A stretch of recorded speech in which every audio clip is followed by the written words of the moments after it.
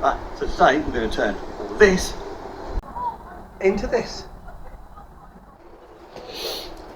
Right, so good morning. Yes, we're not doing gardening today, but we're here today to do the last job at my brother's house. We'll bring my brother in and we'll take it through what we're going to be, doing. So I'll just let John explain the last job that we're doing for his house. Right, it's basically to replace a floodlight which I've got out the back here, but it's to replace it with a more plumbed in floodlight, as it were, put it into the electrical system, because this one is just a battery operated one, and it's also going to be remote controlled from within the house as well. So over to Mike to explain how that's going to be done. Right, so basically we're going to be using the kinetic system. So I've already pre-done this, which you've probably already seen in the start of the video. We'll go through how this is all going to be wired up in a minute. This is going to go in the basement. I'll show you where in just 1 second. So that's where this is going. So these two switches here are going to be connected to these kinetic grid switches. Now, waiting for the front panel to arrive, which is due to arrive any minute. That's going to go on there. This is going to go in the kitchen, where we can't do any wiring. So that's why we're going down the kinetic route. Why we've got two switches? Because we're going to have an override function put into this. Now, the switch, this one, is going to be the master on-off. When this is in the off position, nothing will work. When this is in the on position and this is in the off position, the PIR will be functioning. When both these switches are in the on position, the light will be on all the time. Now, in order to achieve that, we're going to have to use this diagram. Now I will go through this separately in a few minutes, but this is how this is all going to be wired. So if we go into the basement, and we'll show you where this is going to live and what we're going to do to put this one up. Right. So I forgot to mention it's a separate PIR. The PIR is not on the light, that's separate. So this is a 30-watt light, so it's going to go way up there somewhere, and then this is going to be sitting and controlling the whole thing. So inside here, John likes to grab the camera for me. I will show you where this is. We've had a lot of fun and games in here. Let's just show you what's going on where.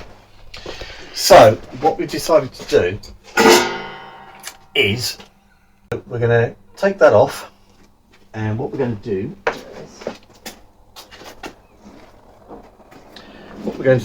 is this junction box is going to sit roughly about there. So this line's going to come into here, it's going to be junctioned in here, and then carry on down to the light switch.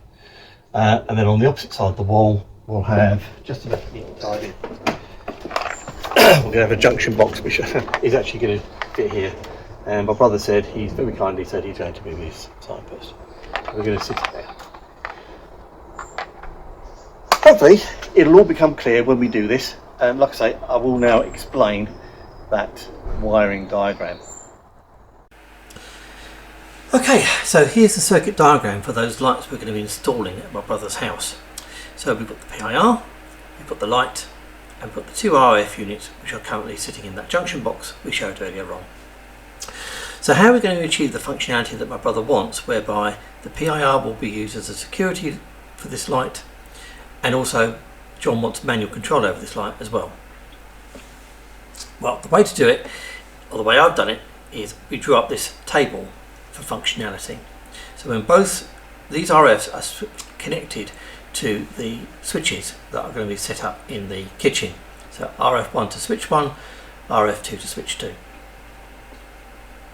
So when both those switches are in the off position, the result is nothing's going to happen over here, there'll be no power to this. When switch 1 is in the off position and switch 2 is in the on position, same result, these will not have any power. When switch 1 goes into the on position and switch 2 is off, the PIR will start its functionality and will control the light. When we've got both switches on, this light will then be in what I would call manual or override mode. So it will be on regardless of what the PIR does. And if John wants to switch that light off, all he has to do is switch switch 1 to the off position and no power goes to these at all.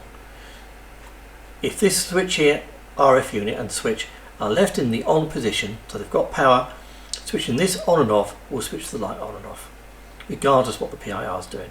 The PIR will only function when this is in the off position and this is in the on position. I hope that's probably as clear as mud. So how are we going to actually get that functionality? Well, we've got the mains cable here, which will supply all the power. We've got a 3-core earth, also called a 4-core cable, which will be connecting between this, the junction box, and the PIR and the light. Sometimes this is called, as I say, it's called a 4-core cable on occasion. Black is normally neutral, brown is self-explanatory, it's normally the line, grey is usually the switch line or line, depends what the use of the cable is being put to. In our case, it's going to be used as a switch line. So let's run through how this is all going to be cabled up. So we're going to take the line conductor into the line in of RF1. That supplies this one with power. We've got the neutral going to both RF units, and then obviously it's heading up to here. I'm using the black cable on the 4-core cable as the neutral, so this will feed the neutral for the PIR and the light. We're not going to be using the neutrals here because we've got the neutral bypassing it anyway. It doesn't need to be there. So the next stage is the wiring within here, which is where all the clever stuff starts. So the switch line for this RF unit would normally just go to the PIR, and when the PIR activates, its switch line will activate and activate the light. In our case, we want this override functionality. So we've also got to run a small jumper cable between these two RF units, which is what this one is. So when this switch goes into the on position, this switch line will energize and power this RF unit. So this one has now got power. Okay, but it's in its off position, so no power is being sent to this switch line. Now, when the PIR, so when this is on and this is off, the PIR is in its functional state. So it will be sending power his way. You probably think, well, it's sending power this way. Doesn't really matter. This is going to do nothing at all. Okay, because we've got no power going to this unit. This unit is not going to be powered in any way, shape or form. This will only, so this line here will only supply power to this when this is switched into its on position. When this is switched into its on position, it is supplying power to its switch line, which will send power to here and into the light, overriding what the PIR is doing. Okay, there's power going to the PIR, that is going to send power to the light. When switch 1 is then switched off, there's no power going to the PIR, no power goes to the light. Okay, I hope that makes a little bit of sense. So just to confirm what I've just said is correct, what will happen is when this is switched to the off position, this will have no power going to it. Even when it's in the on position, it won't matter. There's no power going to here, there's no power going to here, the light goes off. Only when this is switched back on is power going to here, power going to here, power going through. I hope it makes a little bit of sense as to what I've achieved here. So what we've got to do is we've got to translate this diagram into real life. So let's go back outside and show you how this actually does get connected up. So, in order to get the power for this, we're going to get the power from over here. Now you might think, what on earth is going on? Right. These 3 lines, 2 of these will be the downstairs ring. So I need to identify which of these are the ring. Another one's going off to, we believe is going to the boiler. And what we've got here, we've got a double socket with a spur off it already. Now, according to the regs, you cannot take another spur off this double socket because there's one already been taken off it already. However, your regs also say is I can intercept one of the cables in between the socket. So even though there's a few spare there, I can stick another one quite happily there. And that's within the regs. What I can't do is I can't put another fuse spur off that double socket. even though that's going to be no more than about half a metre away. It's one of those things in the regs, anomalies in the regs, which you think, I don't get it, but I'm going to do it by the regs. There's already a fuse spare off that socket, so if I want to put another fuse spare on, I'm going to have to put it up here somewhere. So that's what we're going to do. So we're going to get the power off in here in a minute, and we're going to identify which of these three is the ring, because one of them won't be. Once we've worked out which of these cables are the ring, I'm going to intercept it, put a fuse spare up, and then we'll go from there. What we're going to use is this. This was the original cable going to the outside light. Yes, it is a flex.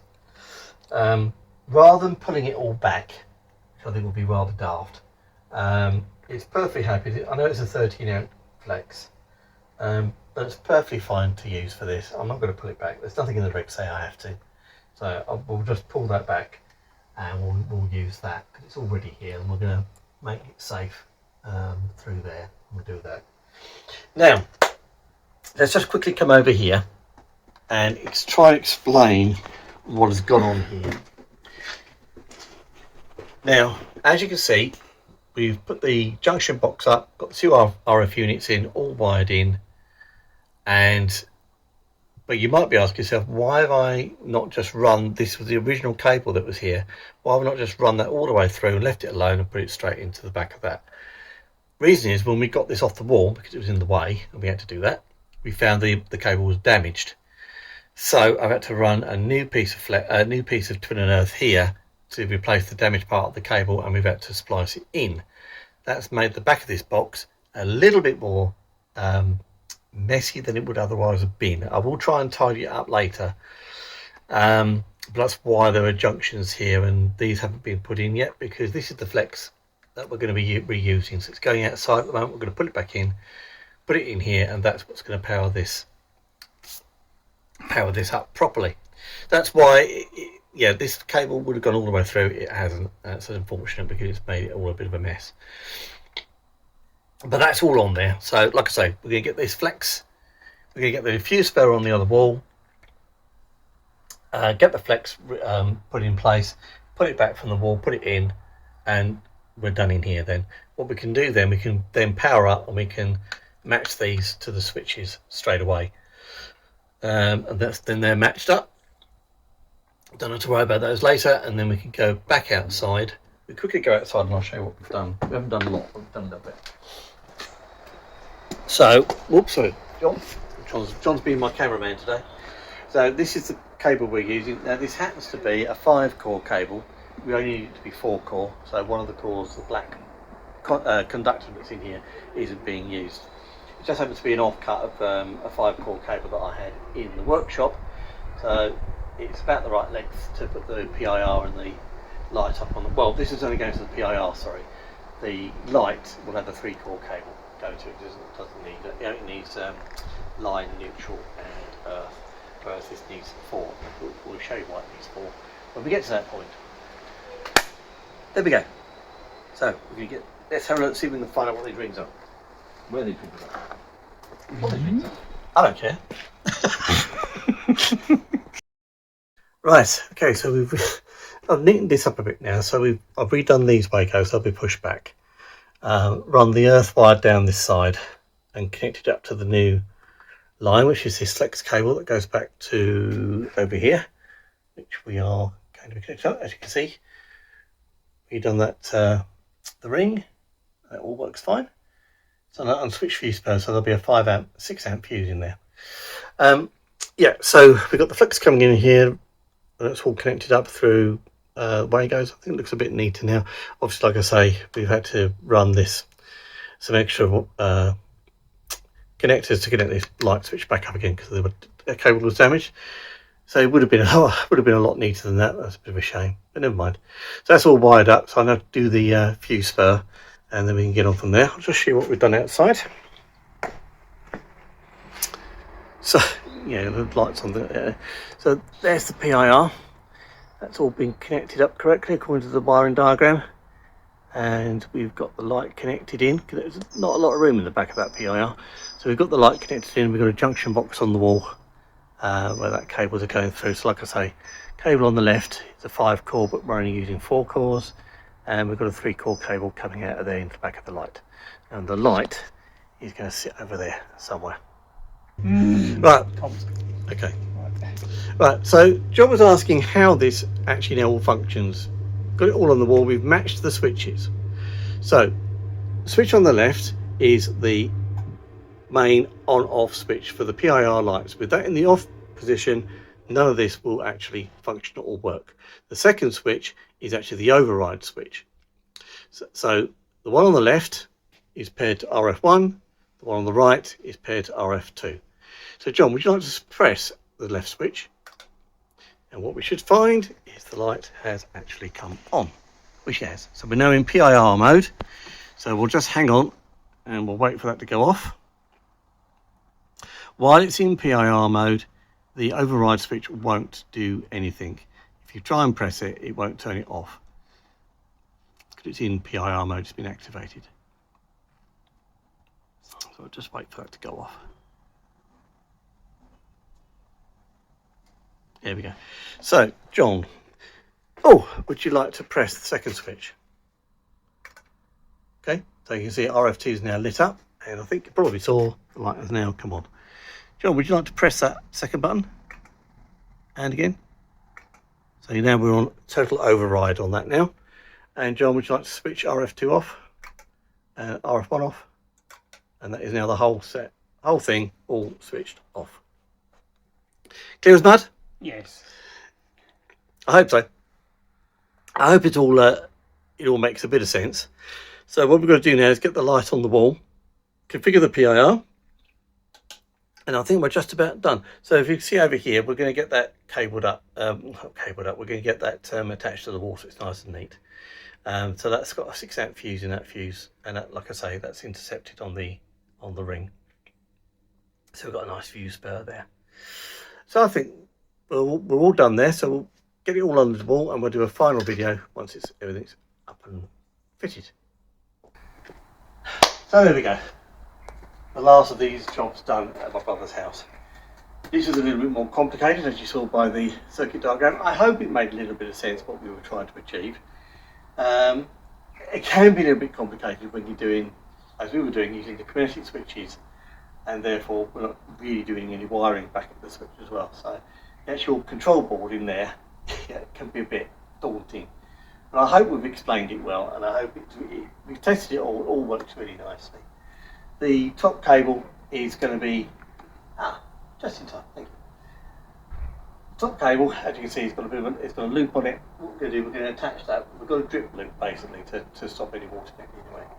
We'll attach that to the wall at a later date once we know everything's settled and it's working and all fine. PIR needs a bit of setting up as well. Anyway, so there we go. So I hope this video has been helpful and people have enjoyed it, and we'll see you on the next one. That's the right cable.